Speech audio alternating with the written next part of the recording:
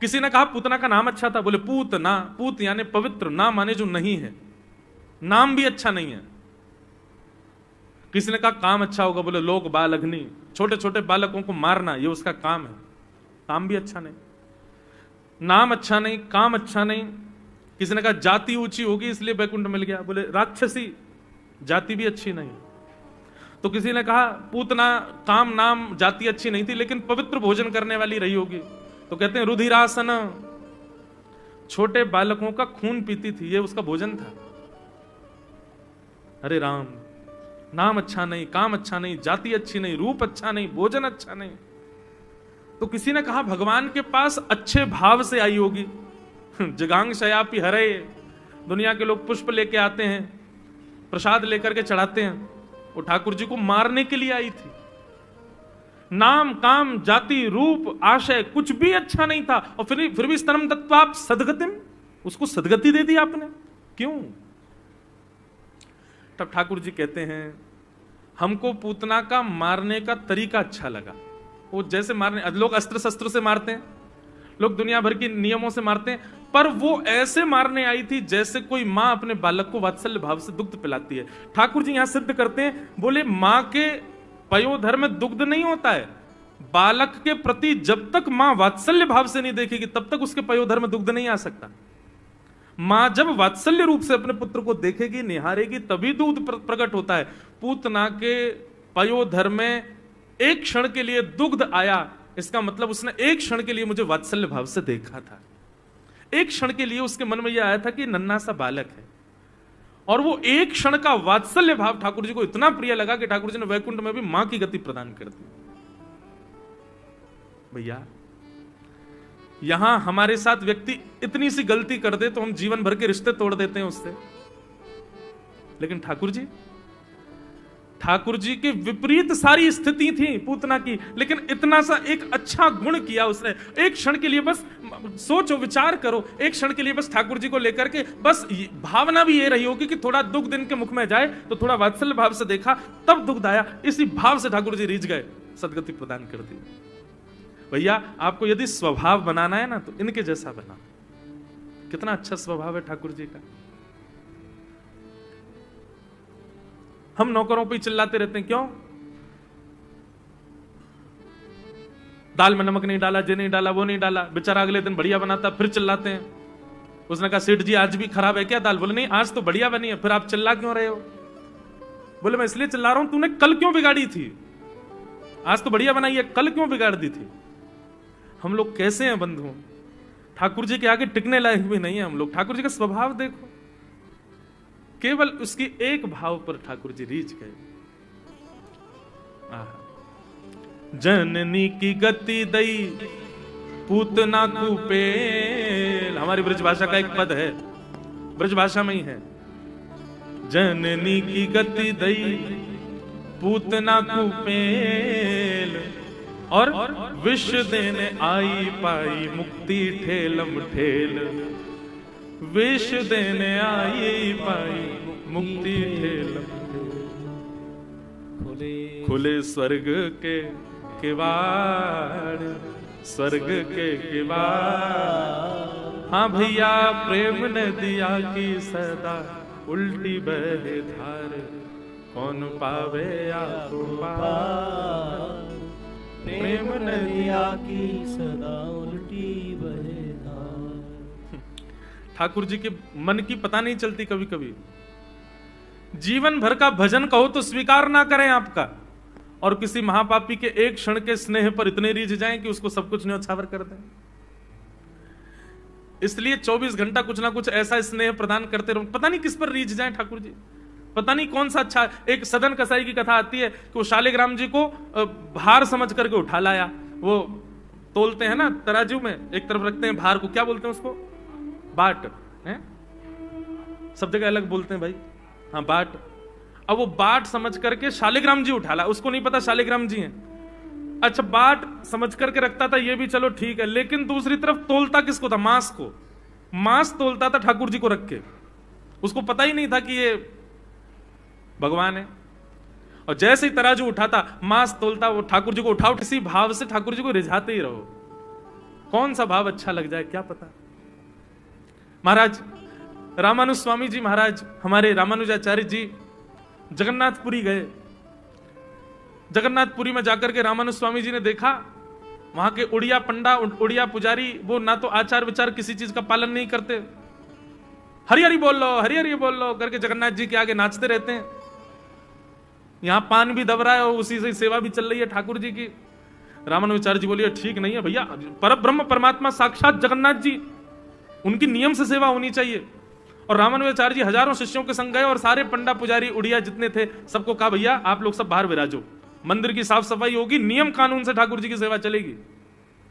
सारे पंडाओं को बाहर कर दिया, बेचारे कुछ नहीं बोले, आचार्य से क्या बोल सकते हैं। ठाकुर जी भी कुछ नहीं बोले, ठाकुर जी भी आचार्य के सामने मौन रहते हैं।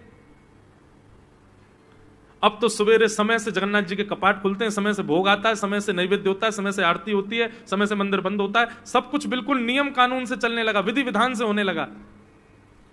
3 दिन के अंदर जगन्नाथ जी की जो सुंदर विग्रह था वो दुबला पतला हो गया, सूख गए ठाकुर जी। एक दिन रामानुजाचार्य जी बोले जय जय, अब देखो कितनी बढ़िया सेवा चल रही है, साफ सुथरा आपका मंदिर, बिल्कुल नियम से, बिल्कुल सब कायदे से, वेद मंत्रोच्चारण के द्वारा आपकी आरती पूजा आदि सब होती है, विधि विधान से सब चल रहा है ना। ठाकुर जी बोले हमने आपको दक्षिण भारत दे तो रखा, आप वहां पे हमारी खूब नियम से पूजा करो, हम कुछ कह थोड़ी रहे हैं आपको, ये स्थान रहने दो ना। ये बेचारे प्रेमी भक्त हमारे ये ऐसे मटक मटक के गोविंद गोविंद कहकर के हमारे सामने गाते हैं, हमको बहुत अच्छा लगता है, हमको इनकी सेवा यहीं पर ऐसे ही बढ़िया लग रही है, आप ऐसे करने दो ना इनको। अब नियम कानून, आप दक्षिण में श्रीरंगम है, तिरुपति बालाजी हैं, पद्मनाभ स्वामी हैं, वरदराज भगवान हैं, इतने सारे मंदिर है, वहां नियम चलाइए, अभी जगन्नाथपुरी में इन्हीं के नियम से होने दीजिए। रामानुजाचार्य जी बोले देखिए हम आचार्य हैं, हम आपको भी डांट सकते हैं, जैसे हम कहेंगे वैसे सेवा होगी आपकी, ये कोई मनमानी सेवा नहीं चलेगी, यहां पर चुपचाप बैठे रहिए। जगन्नाथ जी चुप हो गए, बोले क्या बोले, आचार्य से कुछ नहीं कह सकते। रात्रि में शयन करा करके रामानुज स्वामी जी अपने सब शिष्यों के साथ सोने चले गए, तो बलभद्र जी, सुभद्रा जी, जगन्नाथ जी, सुदर्शन जी, गरुण जी सब एक संग बैठ गए, आपस में मीटिंग हो रही सबकी। ठाकुर जी बोले बिल्कुल मन नहीं लग रहा हमारा तो। बलराम जी बोले अब क्या करें, अब जब बलराम जी के ही अवतार है रामानुज स्वामी जी, बोले क्या करें, हमारे तो अवतार हैं, हम तो कुछ कह ही नहीं सकते, हमारा अंश है वो। सुभद्रा जी बोली हम तो वैसी छोटी हैं, हम क्या कहेंगे उनसे। जगन्नाथ जी के नेत्रों में आंसू आ गए, बोले मुझे रामानुज स्वामी जी बहुत प्रिय हैं, मुझे उनकी सेवा बहुत अच्छी लगती है, लेकिन जगन्नाथपुरी में मुझे ये भोले भाले उड़ियाओं की सेवा ही अच्छी लगती है, ये दाल भात ही खवाते हैं 365 दिन, मुझे उसी में ही सुख मिलता है। अब कैसे समझाऊं मैं अब यहां तो एकादशी और करनी पड़ रही हमको। तब भगवान बोले एक काम करो, हे गरुण जी इधर आओ, रामानुज स्वामी जी और उनके सारे भक्त सो रहे हैं, तुम विशाल रूप धारण करो और सबको अपनी कमर पर सोते हुओं को ही लिटा दो, सोते हुओं को ही अपने कमर पर लेकर के दक्षिण भारत छोड़ आओ। और गरुण जी महाराज ने जगन्नाथ जी की आज्ञा मानी, रात में सो रहे थे रामानुज स्वामी जी और उनके सब शिष्यगण, सबको अपने कंधे पर ऐसे धरा कि महाराज किसी को पता नहीं चला कि हम उठ गए, सब सोते हुए ही अपने कंधे पर सुला लिए और लेकर के गरुण जी महाराज सीधे दक्षिण भारत आ गए और श्रीरंगम में, तिरुचिरापल्ली श्रीरंगम में आकर के सबको व्यवस्थित सुला दिया, वापस लौट गए। गरुण जी की गति कितनी तेज है पता है आपको, गरुण जी कितनी द्रुत गति से चलते हैं। दुनिया में सबसे तेज चलने वाली वस्तु है मन, मन से तेज कोई नहीं चलता, लेकिन कहते हैं गरुण जी मन को भी पीछे छोड़ देते हैं, इतनी द्रुत गति से चलते हैं। आपको यहां से हैदराबाद जाने में 3 घंटे लगते हैं, लेकिन मन को 4 मीनार पहुंचने में 1 सेकंड भी नहीं लगेगा, 1 सेकंड में पहुंच जाएगा। आप बैठे रहो तांदूर में, मन पहुंच जाएगा। लेकिन गरुड़ जी उससे भी तेज चलते हैं। तुरंत गए महाराज रामानुज स्वामी जी आदि सबको सुला दिया, वापस आकर के द्वार खोल दिए, सारे उड़िया भक्तों को अंदर बुला लिया। रामानुज स्वामी जी रात्रि में सोए, सवेरे उठे तो देखा महाराज ये तो स्थान ही बदल गया, सब कुछ अस्त व्यस्त। कहां आ गए भैया? सब लोग एक दूसरे से पूछने लगे कहां है, कहां है, कहां है। तभी मुख्य द्वार खुला, शेष नाग पर श्री रंगनाथ भगवान पौड़े हैं, मंद मंद मुस्कुरा रहे हैं। रामानुज स्वामी जी बोले जय जय, ये क्या किया आपने? बोले अब आप यहीं रहो, वहां उन्हीं को सेवा करने दो, उसी में ही आनंद आ रहा है, हम हमारे जगन्नाथ विग्रह को उसी सेवा में सुख मिल रहा है। ठाकुर जी को कब क्या भा जाए क्या कह सकते हैं हम? किस भाव पर ठाकुर जी रीझ जाएं कैसे बता सकते हैं हम? इसलिए भैया रिझाते रहो, कभी ना कभी तो रीझ जाएंगे किसी भाव पर। ठाकुर जी पूतना का वध किया। भगवान अब 3 महीने के हो गए। जैसे ही ठाकुर जी 3 महीना के भय महाराज, भगवान ने करवट बदली। आज पहले बार जैसे ही करवट बदली तो पूरे ब्रजमंडल में करवट उत्सव मनाया गया। ठाकुर जी का करवट उत्सव हुआ। ढोल नगाड़े बजने लगे, ताशे बजने लगे, महाराज मृदंग बजने लगी। सब पूछने लगे कहां भय हो, कहां भय हो, कहां भय हो। बोले नंद के लाला ने आज करवट बदली है। बोले ओहो बधाई हो, बधाई हो, आज नंद के लाला ने करवट बदली है। ऐसा भैया ब्रजमंडल पूरे दिन ताड़े रहते हैं ठाकुर जी को। ठाकुर जी मुख से आ भी करें तो बधाई कब जाती है। बोले आज नंद के लाला ने आ कियो है। ऐसा उत्सव पूरे ब्रजमंडल में बन रहा है। ठाकुर जी के आसपास बालक बच्चे आकर के खड़े हो जाते हैं। ठाकुर जी अपने हाथ पांव चलाते हैं। किसी के अगर गलती से भी हाथ ठाकुर जी का छुप जाता है, वो बालक 3 दिन तक अपना गाल नहीं धोता। बोले क्यों, लाला ने अपने हाथ पे छू दिया मुझे। किसी पर ठाकुर जी का चरण पड़ जाए तो महाराज उस स्थान पर चंदन लगा के घूमता है। बोले क्यों, चंदन काय को गाल पे काय को लगाया। बोले अरे अरे नंद जी के लाला ने यहां चरण मारो मेरे। ऐसा प्रेम ठाकुर जी को प्रदान कर रहे हैं कि परब्रह्म जगत नियंता जगदाधार त्रिलोकीनाथ भगवान भी रीझ गए ब्रजवासियों से। कितना प्रेम। ठाकुर जी का करवट उत्सव हुआ। एक बैलगाड़ी के नीचे कपड़ा बांध करके यशोदा मैया ने लाला को सुवाए दियो और चली गई भीतर उत्सव मनावे। ठाकुर जी सो रहे थे, इतने में ही सक्टासुर नाम का एक दैत्य आ गया।